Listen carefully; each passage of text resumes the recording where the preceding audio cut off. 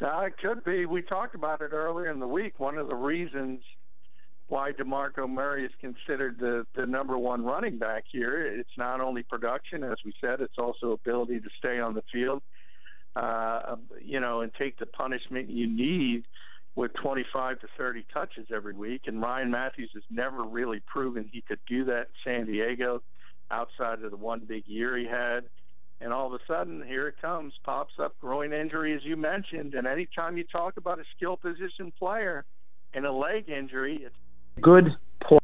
Is when I read that, I said, it's a new injury for him because, to my knowledge, this isn't something that he's had, this year or maybe even in the past, hearing those groin injuries. But this is one of those things that linger, and this is one of those things where, it sounds like, he's practicing, he's limited, and then the next thing you know, much like Michael Kendricks, it could be 3, 4, 5 weeks.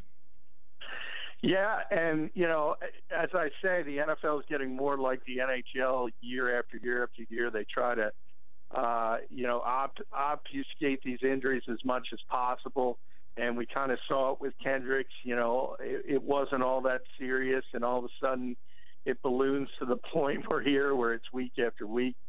He tries to get back on the field. It manages one series. He's down again. And that's the issue you have with these kinds of injuries that can aggravate easily, especially at players who, are really going all out as far as running the football or chasing and in space like a Kendricks. And it can last a very, very long time. So you can either err on the side of caution, which they've done now with Michael Kendricks, or you can try to play through it.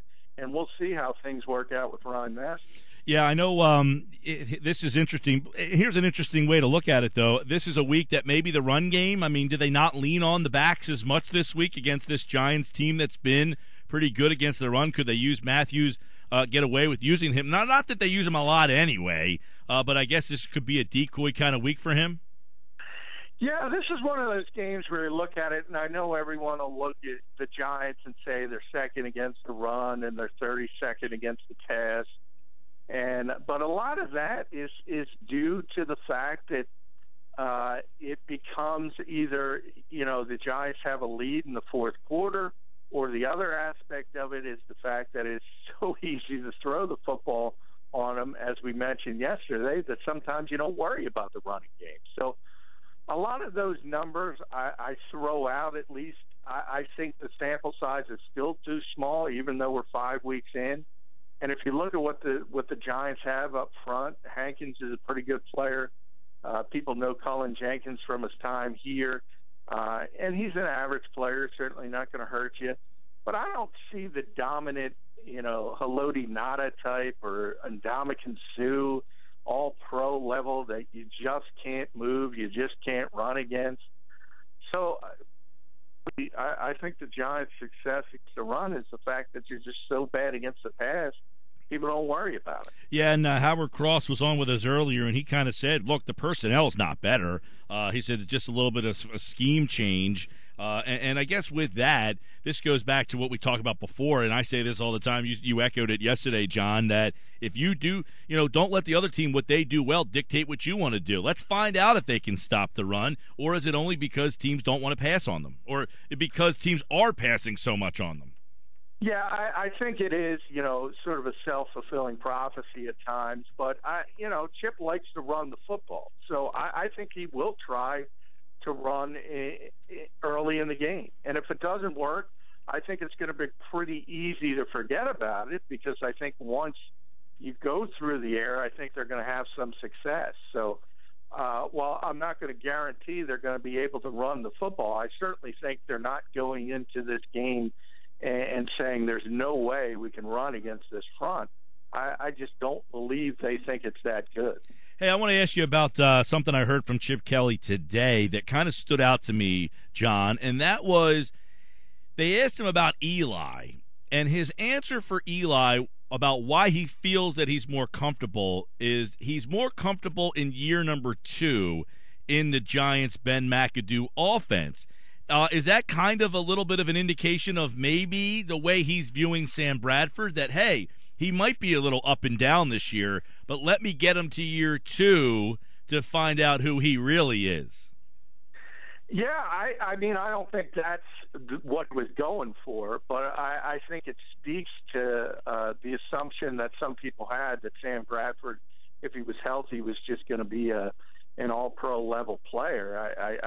I always thought that was silly, and comfort has a lot to do with it. But I also think Eli played pretty well last year in his first year. After a slow start, he had trouble with the mechanics and what they were asking him to do. But then sort of in the second half of the season, he kind of took off. He certainly cut down his interceptions. And a lot of that has to do with the fact that they're not quite as vertical. They don't try to push the football down the field as much as they did under Kevin Gilbride. And he gets rid of the ball quickly. He gets rid of the ball in, 2.2 seconds. So that means guys are breaking off routes, and that means there's a lot of underneath stuff, and that's why you see the completion percentage higher. That's why you see the fact that even though the Giants have weak tackles on paper, you don't see big sack numbers against them. And it's you see it with other great quarterbacks too, whether it's Rodgers or Brady, whoever. If they have issues in front of them, they'll just counteract that by getting rid of the football very quick. Nobody does it better than Eli's brother, Peyton. Yeah, John McMullen's with us, 97.3 ESPN.com. Right now, he's got 5 on the Giants. Let's take a look at this Giants team, the first place New York football Giants. I asked Howard Cross if he felt the Giants, felt a little slighted by the fact that it seemed that everybody was picking either the Eagles or the Cowboys, and they kind of seemed like they were left out.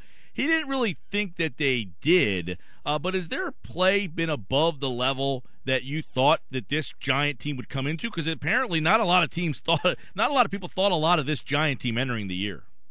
Yeah, I think Howard probably knows that.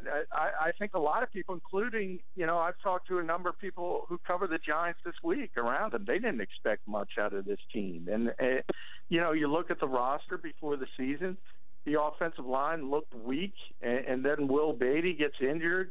He was supposed to be their starting left tackle, so you had that issue. The defense looked very, very weak, and then when Pierre-Paul had his accident on the 4th of July, that made things worse. And they had bad safeties to begin with, and then they had to put 4 of them on injured reserve before they brought in a guy like Brandon Merriweather. So they had a lot of issues, and I don't think many people saw this as a group ready to compete in the NFC East, especially because those same people, by and large, thought the Eagles were going to be really good, and they thought the Cowboys were going to be probably even better. And I think the Cowboys would have been if it wasn't for the injuries. So to me, it comes down to the fact that the talent isn't great. I said that before the season. I'm still saying it in Week 5, even though they're in first place, and they deserve credit for overachieving to this point. But they're in first place in a bad division. We're looking at 5 on the Giants. That's one. Number 2 that I want to look at is you say it feels like a Sproles day. What's that? Well, we just talked about their safeties and how bad they've been, and Josh Huff kind of talked about how bad their safeties are. I say when Josh Huff is looking at you and he thinks he can dominate, well, you probably have some issues. So the safeties aren't going to be able to handle Sproles, and John Beeson's concussed again. I doubt he's going to be able to go. So it's going to be the backup middle linebacker, Unga, who's been rated as the worst pass defense inside linebacker in football. And that all speaks to me as a big Darren Sproles day, because we all know the Eagles love the inside routes, and they love going to Sproles. They love going to Jordan Matthews, loves going to Zach Ertz. And they're going to have an opportunity to do that against this team. Yeah, and, another interesting thing in this particular game, as you start at the top of your 5 on the Giants, is the pass rush. Because of their pass rush, 27th in the NFL with just 7 sacks, it goes back to what we've been kind of talking about and wanting to see more from Sam Bradford. It would seem that this is the game that Bradford should be able to put together a more consistent 4 quarters. Yeah, it really should. I mean, even though I've kind of counteracted the 30-second pass defense, they give up over 300 yards passing every single game. And this is the week. I mean, you're not going to find an easier opponent to throw the football against. So if you can't throw it against this defense consistently, it's probably not going to happen. So I think this is a big test in so many ways. Obviously, for the team as a whole, they can't go into that 0-3 mark in the division. That would be a disaster. So the game itself is obviously huge. But for Sam Bradford, it's just to build confidence and to prove that, hey, I'm going in the right direction, and this team's going to be a good offense at some point. John, Michael Kendrick said he felt good enough to go running around yesterday, might have practiced today. Where are we with Kendricks for Monday? He didn't practice again today, so it's not looking good. And I will, rewind people. When he did try to come back the first time, he said, "I'm ready to go, 100%, no problems, no questions." Right in front of his locker, and to all the reporters assembled, and he was out in one series. So just because he says he's feeling good and all those types of things doesn't mean he's ready to play. And we have the extra day, so this is not like the typical Friday where because you don't practice, you're going to be out.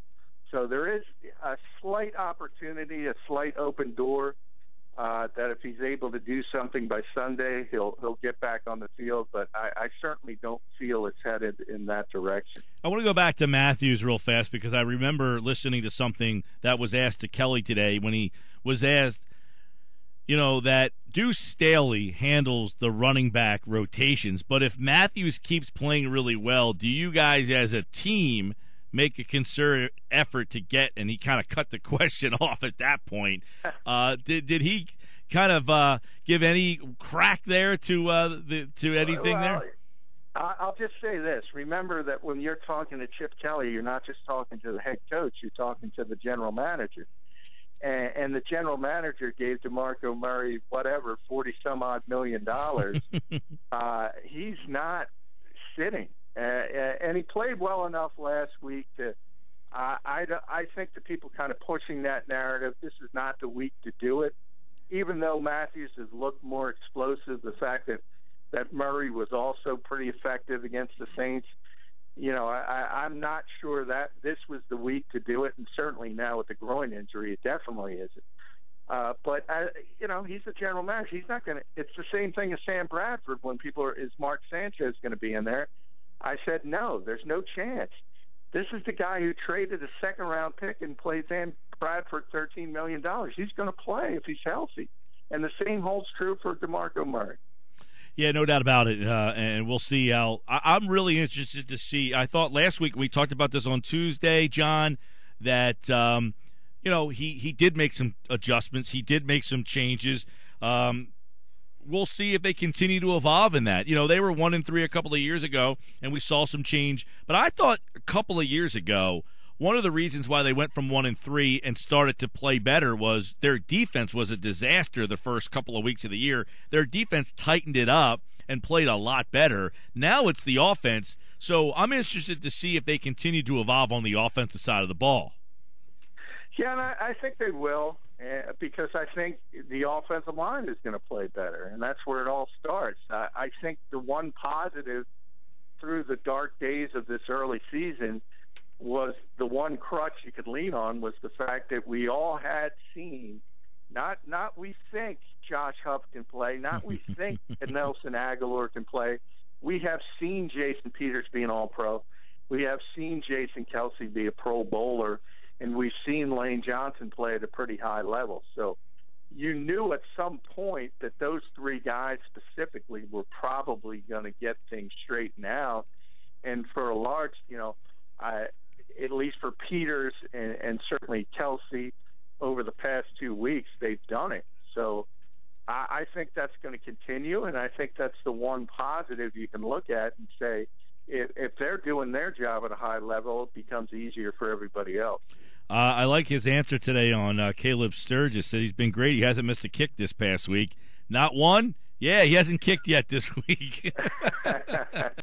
Yeah, and if you've looked around the league, the kicking position has been so volatile. everywhere besides, somewhere like Baltimore, which has Justin Tucker or somebody like that who's just lights out. But it's been an issue. This move for the point after attempt back to being essentially a 33-yard field goal it's created havoc for the kickers. John, what have the kickers said about that? I was listening to, I think it was Jay Feely on the NFL Network or maybe CBS or whatever pregame show, and they were discussing this, and he said that it has really played with their psyches. The kickers don't like it because that extra point really was kind of like a safety net for them. It was like, hey, let me just get into a rhythm. I can get a couple of bangers right through the uprights there. And he said now there's some doubt, just kicking, do the kickers, have you got a chance to hear from any kickers about whether or not this is being well received? Yeah, no, they don't like it for that reason. It's sort of like a free throw, they consider it, where and you kind of get a feel for things and try to get it going. You could take an extra point, and even if you didn't hit it well, you knew it was going to go through. More likely than not, and it would bolster your confidence. And now you have to go in with the mindset that this is a field goal. This isn't a gimme. And it's really affected more than the physical aspect of it, the mental preparation for kickers. And that's most of it. Because a kick is like a free throw. It's like a golf swing. It's that repetitive muscle movement, and once your swing goes bad, it's almost impossible to get it back, and so many of these guys struggle with it. So when you have a guy like Tucker, they're going to become more and more it's sort of like the law of unintended consequences. I don't think the NFL realized when they changed this rule, kicker salaries were going to explode because once you have a great kicker like a Justin Tucker, you're going to want to do everything humanly possible. Gostkowski got franchised. Think about that. A kicker got franchised. Will this be something that you think, John, that will come up in the – will they reevaluate this, or does the NFL like it? I think they'll reevaluate. Remember when they changed that rule, what they wanted to do was encourage more two-point plays. It hasn't done that at all. And Chip Kelly has explained why it hasn't. Yeah, he's addressed that numerous times. If you would have moved it up to the 1-yard line and made it easier to go for a two-point conversion, I think coaches like Chip would be more willing to do it. But the fact you've left it at the 2, it's still more likely, 95, 96% you're going to hit the point after attempt. So it's just becomes a statistical equation for him, and it's better to kick the extra point than go for 2. So what they tried to accomplish hasn't been accomplished. So I think they will revisit it. I agree. I think they should look it over, and I agree with what Chip has said. I said it when they made it. If they moved it up, I think that's one thing. The field goal is still such a high percentage kick. Even if you're in the 95 percentile, it's still too high percentage for these guys to go off that. Very conservative fraternity here. There's no keg stands in this fraternity. There's all very safe type of party, and it's all field goal one-pointers after these touchdowns. We're not seeing a lot of two-point conversions because of this new rule, so maybe that's something that they've evolved to. Maybe they keep the field goal length, the extra point length the same, but evaluate moving that up for another yard. Yeah, well, that's what – they're certainly not going to move it back to where it was. So I agree. If they do change, it would be to move up the two-point potential conversion to encourage that more. Once they've moved it back, it's going to stay there for a while. But you mentioned Chip, and you mentioned people being conservative. And one thing that he has learned, there's a big difference of being in the NFL than being in even a big-time school like Oregon. Instead of having 3 beat writers question you, all of a sudden you got 35, 40. It's a little bit tougher to go for those questionable calls. Couple quick NFLers. We and you have gone back and forth on Atlanta. The Falcons last night. What was up with them? Well, yeah, they're not a great team by any stretch of the imagination. They laid an egg. I'm a little bit surprised just because of how poorly the Saints played here. It just tells you the difference in the NFL from week to week. I mean, the Saints looked like world beaters. Drew Brees is, 30 for 39, whatever he ended up. He was off the charts. There are no gimmies in this league. So to assume the Saints are just going to roll over people, the Falcons are just going to roll over people. They're not that good. They're just a much improved team. And if they don't bring their A game, that could happen against anybody. Yeah, I said before, I think it was Tuesday, I see them as a 13-3 team that gets bounced in the first round.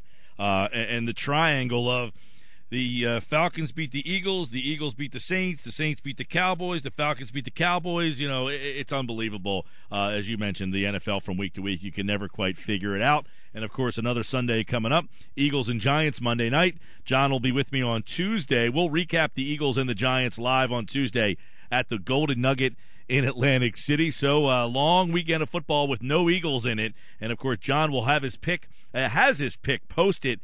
This is a very interesting pick, by the way. Very verbose there, John McMullen. And he'll tell you the pick on Monday at 4:05. All right, pal, enjoy the weekend. All right, you too, Mike.